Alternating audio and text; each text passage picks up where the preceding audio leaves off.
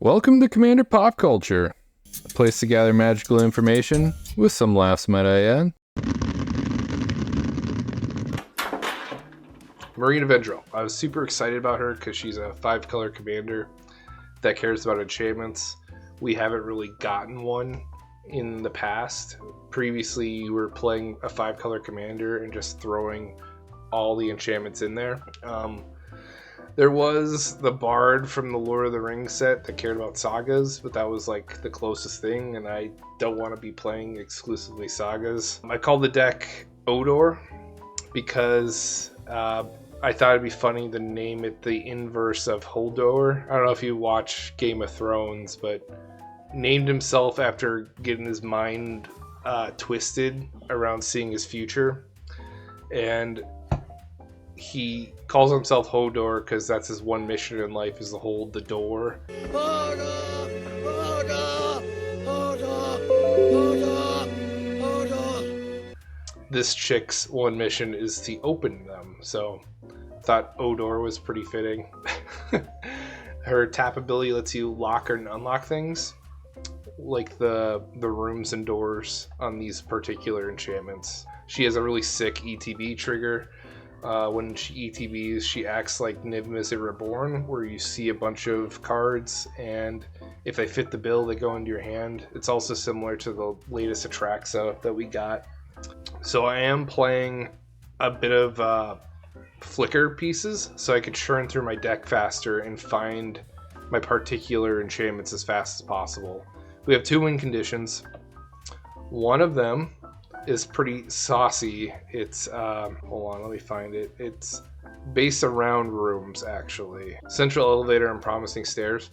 On the promising stair side, it specifically says, to move your upkeep surveil 1, you win the game if there are 8 or more different names among unlocked doors of rooms you control. So if you unlock both doors on a single card, that counts as 2.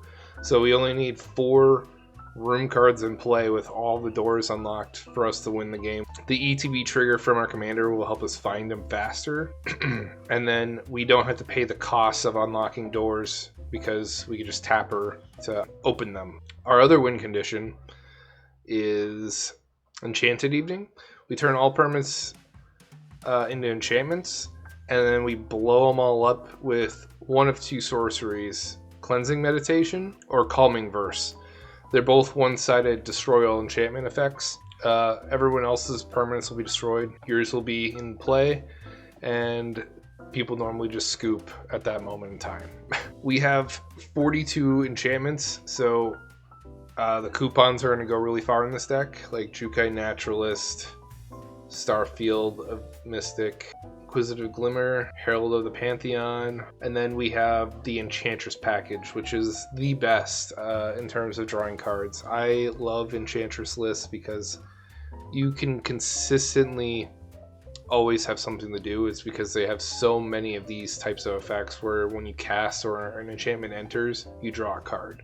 And at first glance, you don't think it adds up, but it's kind of like Tat Yovo. The moment you give something the ability to replace itself when it normally wouldn't, makes it significantly better.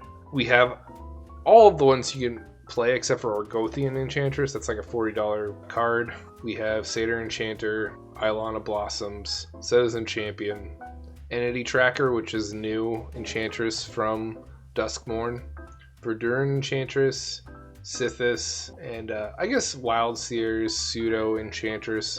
Enchantment spells gain Cascade, so it's even better. You cheat stuff into play over just drawing cards. Destiny Spinner, it prevents our creatures and our enchantments from being countered. We can't have that. Master of Keys, this is a bit of a recovery plan.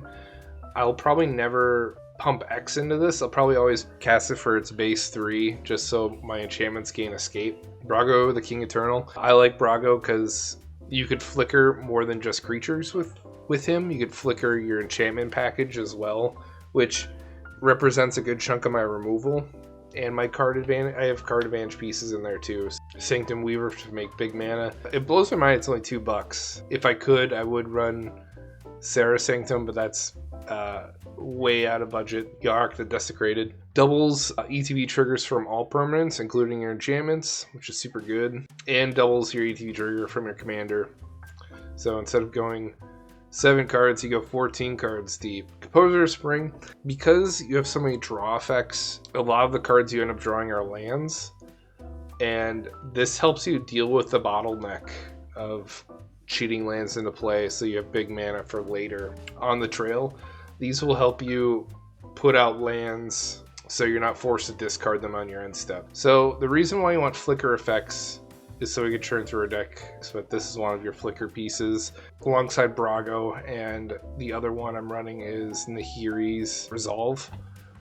I like Nahiri's Resolve a lot because it exiles your stuff on your end step and brings them back on your starting step. So it makes it so your stuff is really resilient to board wipes because they're not there, and most board wipes occur at sorcery speed. Open the vault for a recovery plan.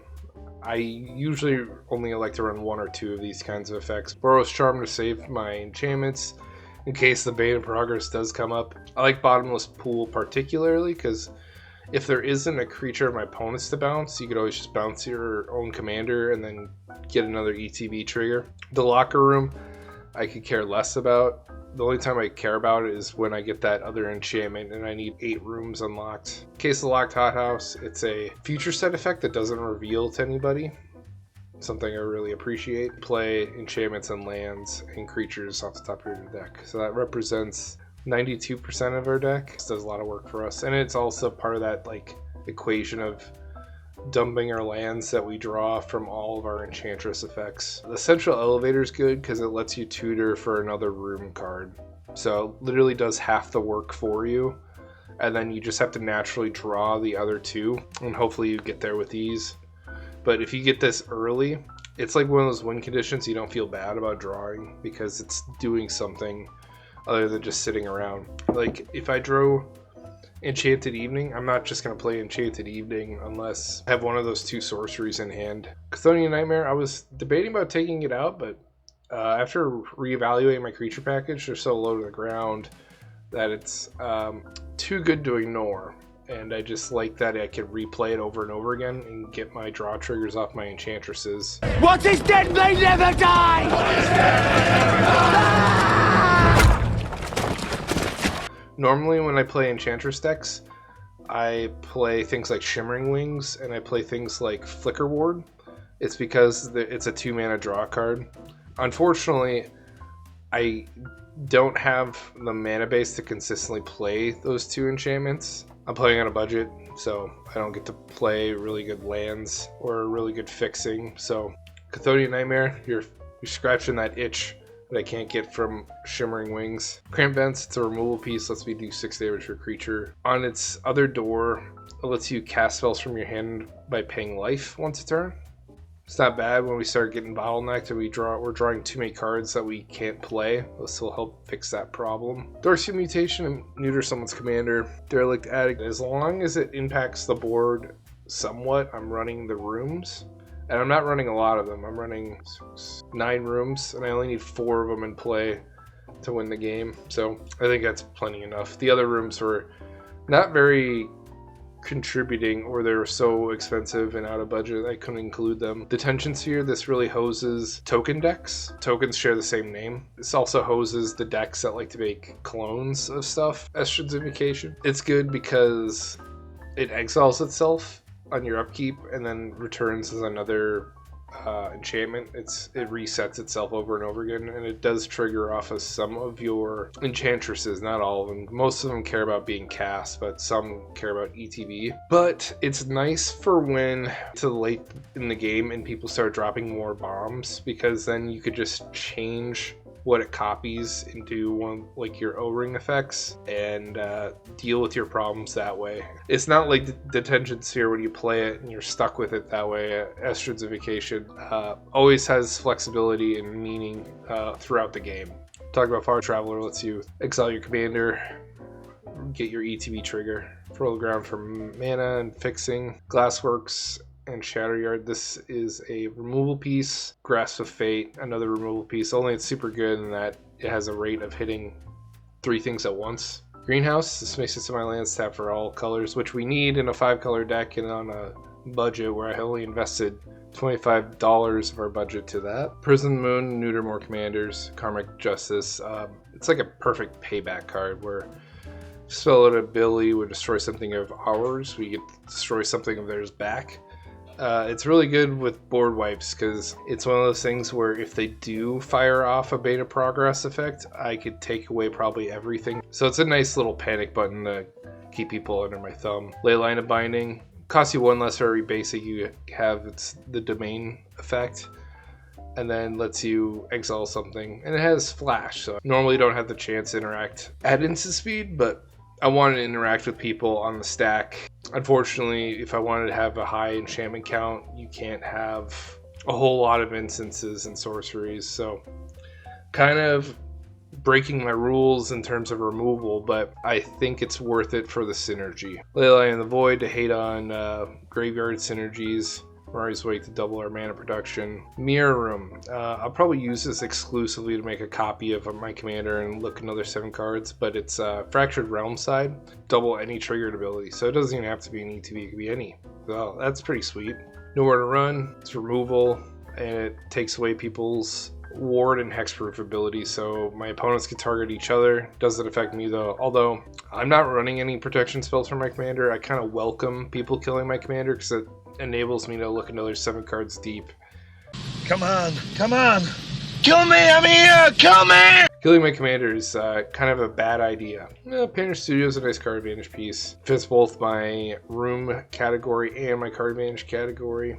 Roaring Furnace is a removal piece, and this Steaming Sod ain't bad for a card advantage piece. It's like a 3-for-1 removal cards, and it's a room. A Showdown of Skulls. I feel like not enough people play this. Basically 4-mana investment of C4 cards. It doesn't get much better than that.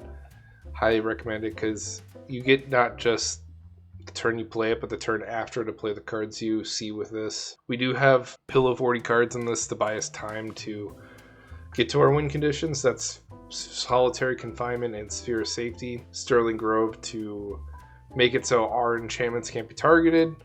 And then when we are ready to close out the game, we could sack it or respond to people's removal and sack it to get the piece we need to win the game. I'll either probably use this to get Enchanted Evening or the room that lets me win based on how my doors are open. So I silence to mess with artifacts, and that's basically it. With that out of the way, let's get started with the game.